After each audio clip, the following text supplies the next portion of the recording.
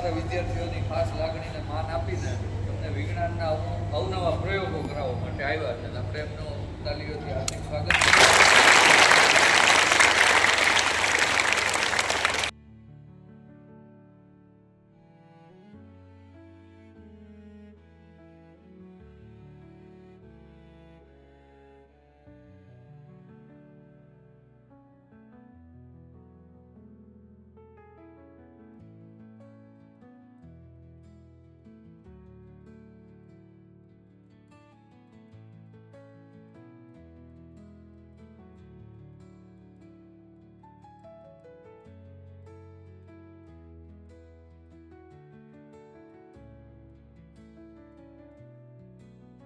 અને space science અવકાશ વિજ્ઞાન તરફની એક અનોખી રુચિ જાગે એટલા માટેના અમારા સુખ્ય પ્રયાસો છે.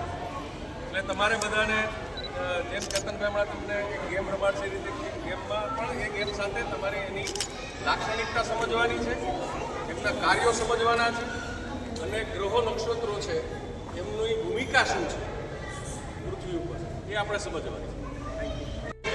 ક્રિએટિવ એટલે સૃજનાત્મક એક પ્રવૃત્તિ કરવાના છે. બધાને સૂર્યમંડળના ગ્રહો બનાવવાના છે.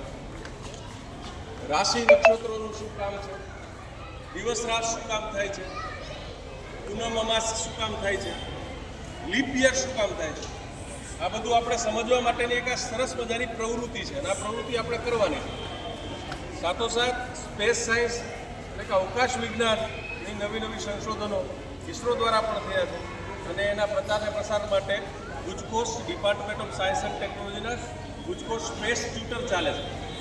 આવી જુદી જુદી એસ્ટ્રોનોમી અનુસંધાનની જે પ્રવૃત્તિઓ છે એનો પ્રચાર અને પ્રસાર ગામડાના વિદ્યાર્થીઓ સુધી થાય એટલા માટેનું આ કેમ્પેન છે.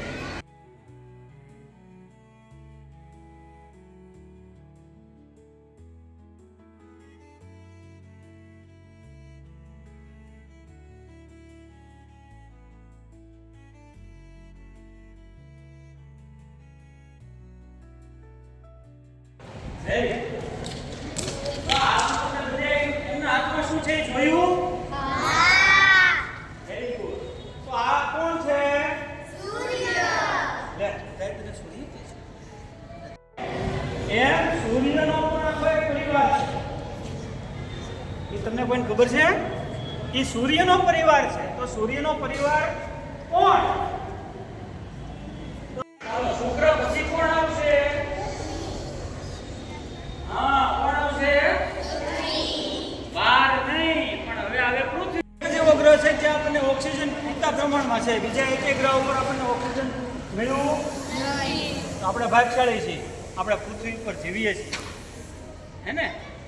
ચાલો પૃથ્વી પછીનો ગ્રહ હલો મંગળ. ઓગણસી ગ્રહ જોવા પડે, ઓગણસી ચંદ્ર જોવા પડે. ચંદ્ર છે. તો આ આખું શું થયું? સૌરમંડળ થયું. શું થયું? મુખી કોણ છે? મુખિયા સૂર્ય. સૂર્ય શું ગમે? કે સૂર્ય છે ને એ બે હાઇડ્રોજન ને હિલિયમ. શેનો? હાઇડ્રોજન અને હિલિયમ. ફરે છે. તો આને શું કહેવાય? પરિભ્રમણ. પરિભ્રમણ ને પરિભ્રમણ થાય છે ને? તો પરિભ્રમણ થાય તો એક કેટલો સમય થાય પરિભ્રમણ થતા? 24 હા, જો આજો એને ગોતી લે છે. જો આ બે પ્રક્રિયાઓ સાથે થાય છે. દરેક ગ્રહો પોતાના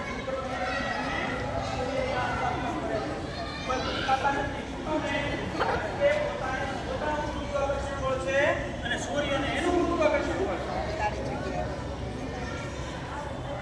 દરેક ગ્રહો પોતાની ધરી ઉપર અને સૂર્યની આસપાસ ફરે છે. આવી રીતે